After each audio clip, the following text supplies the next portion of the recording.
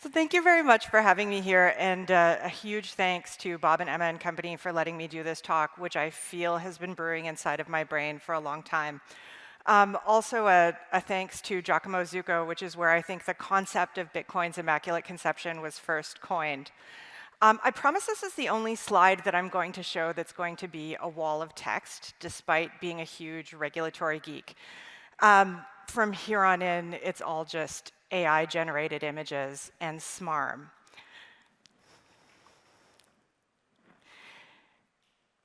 In the Catholic tradition, I want to start with a confession, and I feel like with this group, that's probably fairly appropriate. I didn't give a single damn about Bitcoin the first many, many times that I heard about it. And I interacted with Bitcoin for the first time under what I'm going to say is probably a bit of duress, which is to say that someone that I really know and that I like and respect deeply called me up and said, I'm doing a bunch of processing for a Bitcoin exchange. Can you update my risk assessment? And my gut instinct was no. I've read about that in Wired. I know about eGold and Liberty Reserve, and they got themselves in some trouble with anti-money laundering legislation. I'm primarily an anti-money laundering geek. I'm a privacy geek. My practice is compliance. That doesn't really sound interesting to me at all. I don't understand why you're excited about this. But he was fantastic and a friend, and he asked, and so we got into a big conversation about it. I found every single aspect that I'm going to talk about when I talk about Bitcoin today annoying. I found it really hard to understand. They were not things that appealed to me as a former banker. They weren't things that appealed to me as someone who has an MBA. They did not jive with anything that I knew or understood about finance or the world. It was challenging, and it was not always challenging in a good way. Even though he was really excited, and that I wanted to be excited, but I didn't get it. So I asked that he pay my retainer in Bitcoin for that engagement. And what happened because of that, and this is in 2013, is that he was like, okay, so you're going to have to download a wallet, and you're going to have to know a little bit about security. And I cannot help you with this. I cannot help you with securing a private key, because that would expose me to your private key, and that would be a security risk for you. And I thought, man, that's stupid. But okay. And he sent me a bunch of articles and resources on a Thursday. And Monday, he was like, I'll call you back on Monday, and you can tell me if you're ready to accept Bitcoin or not. And I spent the entirety of that weekend reading, searching, getting really, really angry a lot. But in the end, Bitcoin did win me over. I did start to develop a genuine interest. And that interest came from the realization that, for me, as a Canadian who grew up in Canada, when you asked, someone asked a question earlier about, do you trust your banks? I do, and I can. And I've been very, very lucky in my lifetime that that's a true statement for me. But I understand that that's not a true statement for everyone. A lot of my friends and family came to Canada as refugees, and I'm very familiar with stories that include things like gold coins stuffed in babies' diapers, and precious metals melted down into wire that was then used to make coat hangers, because that's not something that a corrupt official in a refugee camp is likely to seize. And they aren't likely to look in the baby's diaper. And it's really hard to get to that destination having anything at all, even if you're coming from wealth. So the idea that you could move wealth by remembering some words, a string of letters and numbers, if you have that kind of memory, that was really appealing to me. But as an AML geek and as a compliance geek, there were a lot of things that still raised big, scary risk questions. So in the religious theme, in the beginning, there was the Byzantine generals problem, and Satoshi said, let there be a peer-to-peer electronic cash system. This is really funny to me now. It was absolutely absurd to me back in the day, in that I didn't understand who was thinking about things like this Byzantine generals problem. I was really challenged by the idea that there was no central issuing authority. I mean, there's no customer service that you can call, and what happens if you mess something up, and what happens if you need to change something. These are still, I think, things that are incredibly challenging to folks from the traditional financial sector in terms of understanding. It's not an easy concept. I was challenged by the idea of this is just code that exists on the internet. I mean, it's out there. Anyone could just copy it and do anything with it. Why wouldn't anyone else do exactly what Bitcoin has done? And the last 10 years have taught me that it's because that's really not an easy thing. One of the first things that I think is incredibly different about the way that Bitcoin evolved is that there was no pre-mine. There was no pre-sale.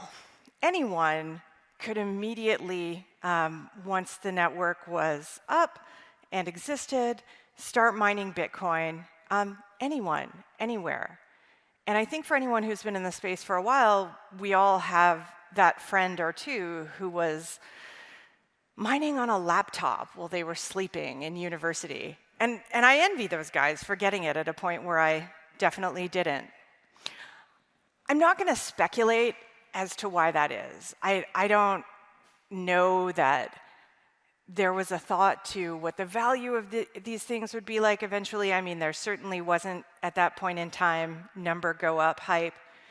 But the idea that from the beginning, this was actually a distributed network and that anyone could participate in it, anyone could mine in it, is something that's been really of influence, and of influence even where there is the most hawkish regulators, even where I see regulators that I think would love to classify some of these things as a security.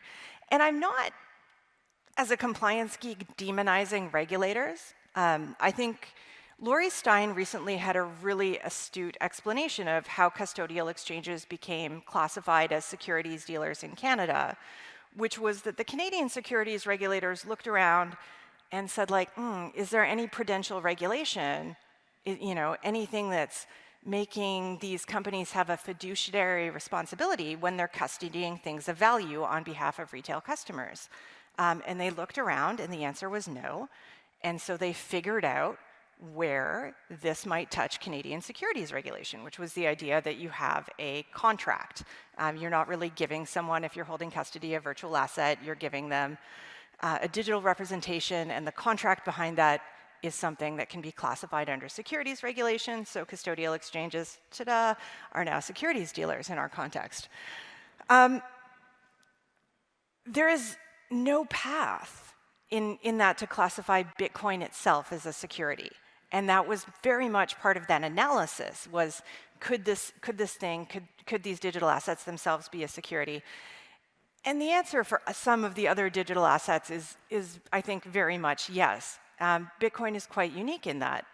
From a Canadian perspective, Bitcoin is also one of 2 assets that retail investors can invest in without limits. In Ontario, the province that I'm from, there's a $30,000 limit for anything else.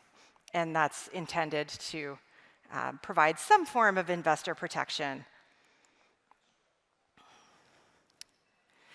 The other piece that I think gets really interesting that's related to that is the idea that Bitcoin's network has always been open.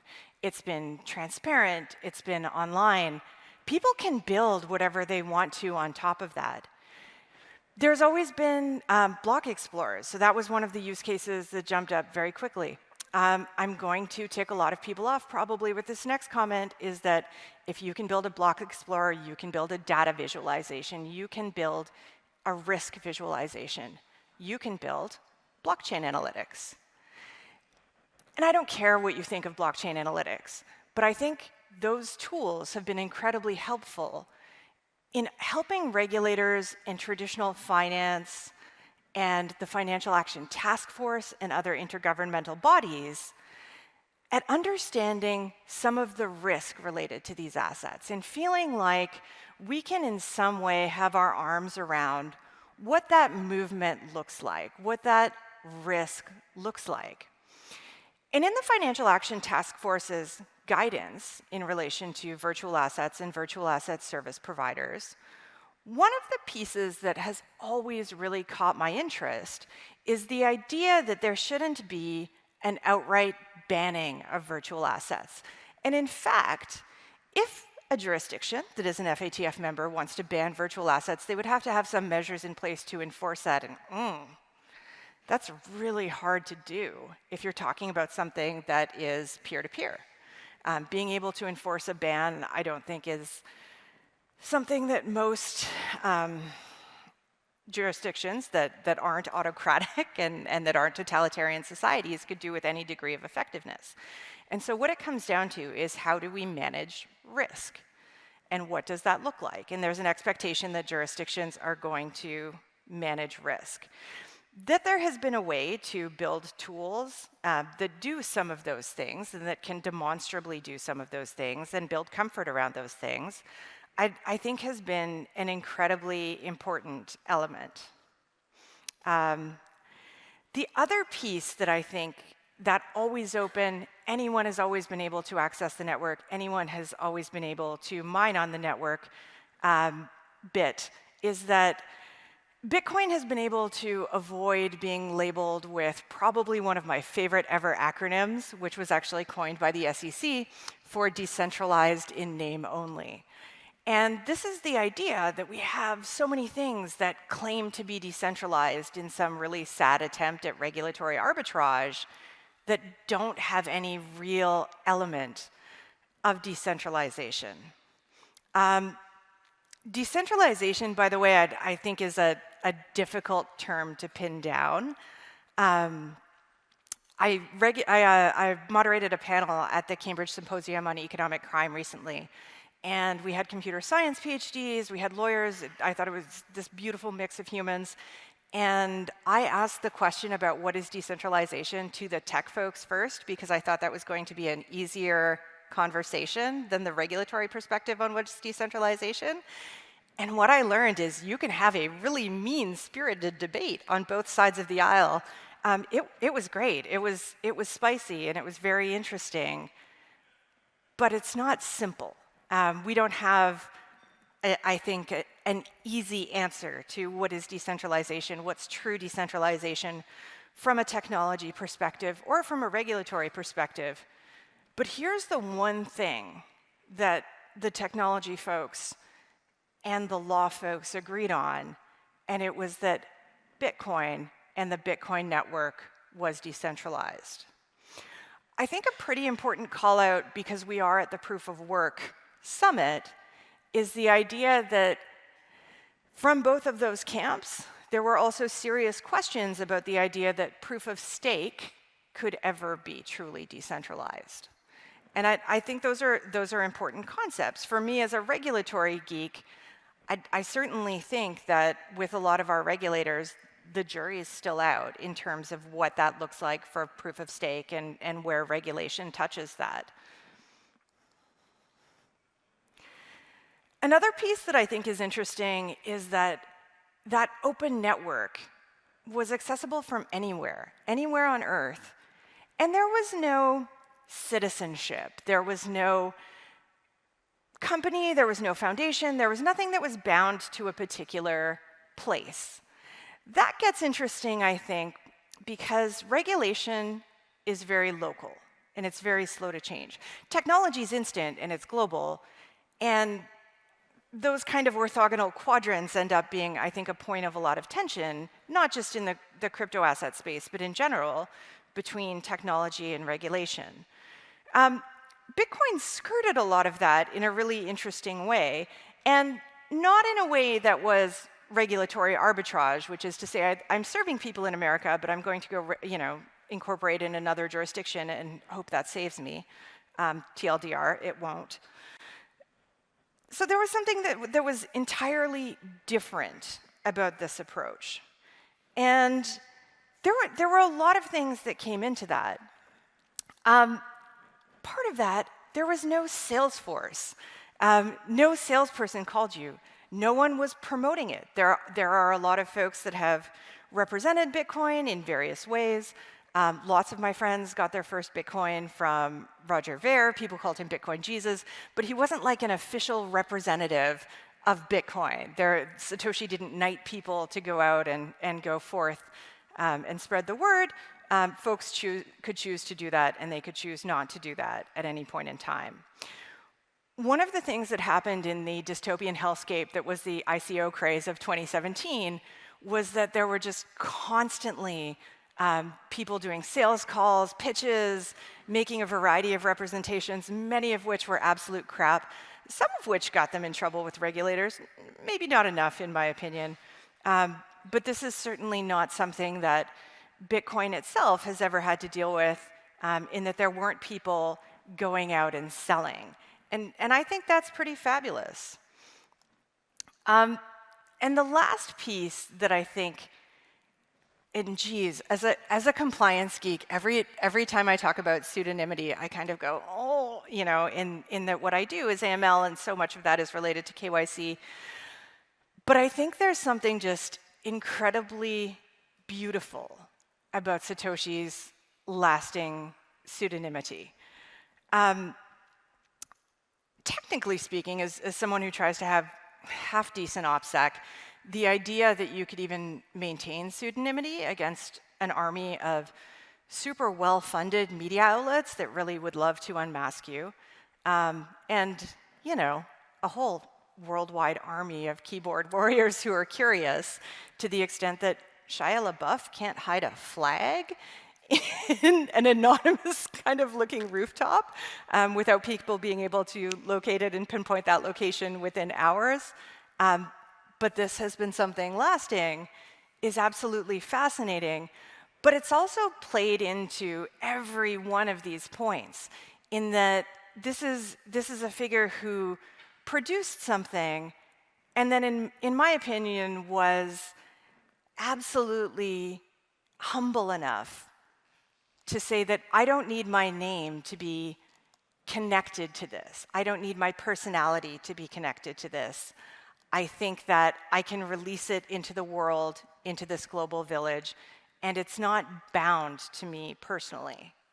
And that's also played into that not being tied to a particular jurisdiction, and actually being something that's decentralized.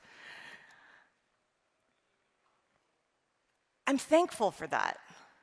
I'm still leery sometimes as a compliance geek about things like systemic risk. But I think that, for what it's worth, the traditional finance community, the compliance community, we should all be a little thankful for the miracle that is Bitcoin. And I will leave you there for questions.